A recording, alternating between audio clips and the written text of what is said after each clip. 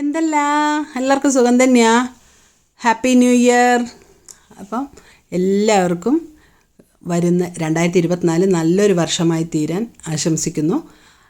അപ്പോൾ നമുക്കിന്നൊരു fried rice, authentic Chinese സ്റ്റൈലിൽ തന്നെയുള്ളൊരു ഫ്രൈഡ് റൈസ് ആയാലോ.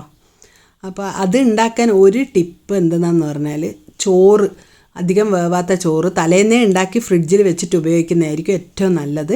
അല്ലെങ്കിൽ രാവിലെ നേരത്തെ രാവിലെ ഉണ്ടാക്കിയിട്ട് നമ്മൾ ഉച്ചക്കേക്ക് എടുക്കുന്നതാണെങ്കിൽ ഒന്നോ രണ്ടോ മണിക്കൂർ, 1 മണിക്കൂറാണ് വെക്കുന്നെങ്കിൽ ഫ്രീസറിലും 2-3 മണിക്കൂർ വെക്കുന്നുണ്ട് താഴെയും വെച്ചിട്ട് തണുപ്പിച്ചെടുക്കാം.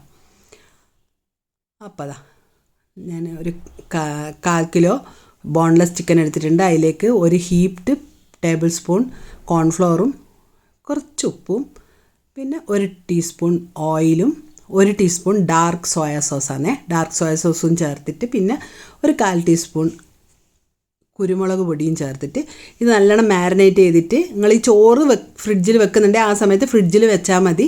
ഇല്ലെങ്കിൽ പുറത്ത് വെക്കുന്നതാണെങ്കിൽ ഒരു 10-20 മിനിറ്റ് അത്രയേ വേണ്ടൂ. അപ്പോഴത്തേക്ക് അത് നല്ലോണം അതിൽ ആ മസാലയെല്ലാം ഇറങ്ങി നിന്നോളും. അപ്പോൾ അതുവരെ അതവിടെ നിൽക്കട്ടെ. ഇനി നമുക്ക് ബാക്കിയുള്ളത് നോക്കാം. ഞാൻ പച്ചക്കറിയെല്ലാം മുറിച്ചിട്ട് എടുത്ത് വെച്ചിട്ടുണ്ട്. ഇപ്പോൾ ഒരു ചീനച്ചട്ടി അടുപ്പത്ത് വെച്ച് ചൂടാകുന്നുണ്ട്. അതിലേക്ക് 1 ടീസ്പൂൺ ഓയിൽ ഒഴിച്ച് കൊടുക്കുന്നുണ്ട്. ഞാൻ സൺഫ്ലവർ ഓയിലാണ് ഇതിന് മൊത്തം എടുക്കുന്നത്. അതിലേക്ക് ഒരു 3 മുട്ട പൊട്ടിച്ചൊഴിച്ച് കൊടുത്തിട്ട് ഇതൊന്ന് സ്ക്രാമ്പിൾ ചെയ്തെടുക്കാം. ഇതിൽ ആകെ നമ്മൾ ഒരു നുള്ളു ഉപ്പും 2 നുള്ളു കുരുമുളകിൻ്റെ പൊടിയും അത്രയേ വേണ്ടൂ. അപ്പോൾ അതും കൂടി ചേർത്തിട്ട് നല്ലോണം ഒന്ന് സ്ക്രാമ്പിൾ ചെയ്തിട്ട് അത് മാറ്റി വെക്കാം. അതെടുത്ത് വെക്കട്ടെ. അത് മാറ്റി വെച്ചിട്ടുണ്ട്. ഇതിപ്പോൾ ചീനച്ചട്ടി പിന്നെ അടുപ്പത്ത് വെച്ച് ചൂടാകുന്നുണ്ട്. അതിലേക്ക് 2 ടേബിൾ സ്പൂൺ സൺഫ്ലവർ ഓയിൽ തന്നെ പിന്നെ ഒഴിച്ചു കൊടുക്കുന്നുണ്ട്.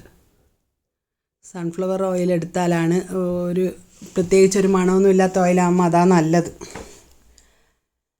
അപ്പോൾ അതിലേക്ക് നമ്മൾ ആദ്യം മാരിനേറ്റ് ചെയ്ത് മാറ്റി വെച്ച ചിക്കൻ ഇട്ട് കൊടുത്തിട്ട് നമ്മൾ മീൻ പൊരിച്ചെടുക്കും പോലെ ഒന്ന് പൊരിച്ചെടുക്കണം, അത്രയേ ഉള്ളൂ. അതിനങ്ങനെ മൂടി വെച്ച് ഒരുപാട് നേരം വേവിക്കേണ്ട കാര്യമൊന്നുമില്ല. തിരിച്ചും മറിച്ചും ഇട്ടിട്ട് നമുക്കിതൊന്ന് പൊരിച്ചെടുക്കാം. ഒരു 10 മിനിറ്റ് ആകുമ്പോഴത്തേക്കത് അധികം സിമ്മിലിട്ടോളെ, അല്ലെങ്കിൽ ഒരു മീഡിയം ടു സിമ്മിൽ. കൂടുതലായി പോകണ്ട, അന്നേരം അപ്പാട് കരിഞ്ഞു പോകും. കണ്ടോ, ഒരുവിധം ബ്രൗൺ കളറായി വന്നിട്ടുണ്ട്. അപ്പോൾ ഇതിങ്ങനെ നോക്കുമ്പോൾ പൊട്ടുന്നുണ്ട്, കണ്ടോ. അപ്പോൾ അത് നല്ലോണം വെന്തിട്ടുണ്ട്. ഇനി ഈ സമയത്ത് നമുക്ക് ഇതെല്ലാം ഒരു ഭാഗത്താക്കിയിട്ട് ഇതിലേക്ക് ബാക്കിയുള്ള പച്ചക്കറികൾ, അതായത് ഒരു ഉള്ളിയാണ്, വലിയൊരു ഉള്ളി നല്ലോണം പൊടിയായിട്ട് അരിഞ്ഞത്, ഒരു വലിയ ക്യാരറ്റും, ഇത് നല്ലോണം ഒന്ന് വഴറ്റി കൊടുക്കാം. നല്ലോണം അങ്ങനെ ഉള്ളി അങ്ങ് പിന്നെ ബ്രൗൺ ഗോൾഡൻ ബ്രൗൺ അങ്ങനെയൊന്നുമില്ല. ഒന്ന് ഇളക്കി കൊടുത്തതിന് ശേഷം അതിലേക്ക് ഒരു 10-15 വെളുത്തുള്ളി പൊടിയായിട്ട് അരിഞ്ഞതും ചേർത്തിട്ട് അതും ആ നടുവിൽ സിമ്മിൽ വെച്ചാൽ ആ നടുവിൽ മാത്രമല്ലേ ചൂടുണ്ടാവും. അപ്പോൾ അവിടെ നിന്ന് ഒന്ന് ഇളക്കി കൊടുത്തതിന് ശേഷം എല്ലാം കൂടി ഒന്നങ്ങ് മിക്സ് ചെയ്താളേ. ഇതെല്ലാം കുറച്ച് ക്രഞ്ചി ആയിട്ട് ഉണ്ടാവണം പച്ചക്കറികളെല്ലാം, എന്നാൽ കടിക്കുമ്പോൾ നല്ലൊരു ടേസ്റ്റ് ഉണ്ടാവും. ഇനി നമുക്ക് ബാക്കിയുള്ള പച്ചക്കറി, ഒരു 1/2 കപ്പ് ക്യാബേജും 1 ക്യാപ്സിക്കവും അതും കൂടി ഇട്ട് കൊടുത്തിട്ട്, അപ്പോഴത്തേക്ക് നോക്കുമ്പോൾ ഇത് തന്നെ എനിക്ക് എൻ്റെ ചെറിയ ചീനച്ചട്ടി ആയതുകൊണ്ട് ഞാൻ ചീനച്ചട്ടി മാറ്റിയതാണ്, വേറൊന്നുമല്ല. അപ്പോൾ ഇതെല്ലാം കൂടി ഇതിലിട്ടിട്ട് ഈ ചീനച്ചട്ടിയിൽ നിന്ന് നല്ലോണം ഒന്ന് ഇളക്കി കൊടുത്തതിന് ശേഷം നമുക്ക് ചോറ് ചേർത്ത് കൊടുക്കാം. എന്നിട്ട് ഞാൻ രാവിലെ ഉണ്ടാക്കിയിട്ട് ഫ്രിഡ്ജിൽ വെച്ചതാണ്. ചോറ് നല്ലോണം തണുത്തിട്ടുണ്ട്, അതുകൊണ്ട് അങ്ങനെ ഇളകുമ്പോൾ അങ്ങ് കുഴഞ്ഞു പോകില്ല.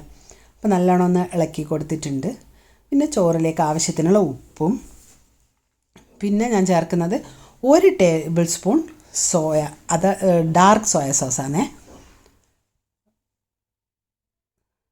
പിന്നെ ഒരു 1/4 ടീസ്പൂൺ കുരുമുളക് പൊടിയും. ഇതാണ് കാര്യമായിട്ട് എരിവുള്ളതുള്ളൂ, മുളകൊന്നും വേറൊന്നും ചേർക്കുന്നില്ല. ഇതെല്ലാം കൂടി നല്ലോണം ഒന്ന് മിക്സ് ചെയ്ത് കൊടുക്കാം. ഇനി 1 ടേബിൾ സ്പൂൺ വിനീഗറും കൂടി ചേർത്ത് കൊടുത്തിട്ടുണ്ട്. പിന്നെ ഒരു 1/2 ടീസ്പൂൺ പഞ്ചസാര. ഇതെല്ലാം ചൈനീസ് ടേസ്റ്റിന് ഇതെല്ലാം അത്യാവശ്യമാണ് കേട്ടോ. അപ്പോൾ അതും കൂടി ചേർത്തിട്ട് നല്ലോണം ഒന്ന് ഇളക്കി കൊടുക്കാം. കണ്ടില്ലേ, ഏകദേശം റെഡിയായി വന്നിട്ടുണ്ട്. ഇനി പിന്നെ നമ്മൾ സ്പ്രിങ് ഓണിയനും കൂടിയേ ചേർക്കാൻ ബാക്കിയുള്ളൂ. സ്റ്റൗ ഓഫ് ചെയ്യുമ്പം തന്നെ ചേർത്താൽ മതി സ്പ്രിംഗ് ഓണിയൻ. അതും കൂടി ചേർത്തിട്ട് ആ ചൂടുള്ള ചോറ് കിടന്നിട്ട് ആ സ്പ്രിംഗ് ഓണിയൻ ഒന്ന് വാടിക്കോളും. ഒന്ന് വാടേണ്ട ആവശ്യമല്ലേ ഉള്ളൂ അതിന്. ഇനി ഇതിലേക്ക് നമ്മൾ സ്ക്രാമ്പിൾ ചെയ്ത് മാറ്റി വെച്ച മുട്ടയും കൂടി ചേർത്ത് കൊടുക്കാം. അങ്ങനെ നമ്മുടെ ഒത്തൻറ്റിക് ചൈനീസ് സ്റ്റൈലിലുള്ള ചിക്കൻ ഫ്രൈഡ് റൈസ് റെഡി. കണ്ടോ, ഇവിടെ 2-3 ആൾ വെയിറ്റ് ചെയ്യുന്നുണ്ട് കേട്ടോ. അപ്പോൾ ഇനി ഇതൊന്ന് സർവിങ് ബൗളിലേക്ക് മാറ്റിയുന്നുണ്ട്. അപ്പോൾ എന്തായാലും എല്ലാവരും ഒന്ന് ഉണ്ടാക്കി കഴിച്ചു നോക്കി അഭിപ്രായം അറിയിക്കാൻ മറക്കണ്ട. അടുത്ത ആഴ്ച കാണുന്നത് വരെ എല്ലാവർക്കും ഒരിക്കൽ കൂടി താങ്ക് യു. പിന്നെ ഒരിക്കൽ കൂടി ഹാപ്പി ന്യൂ ഇയർ.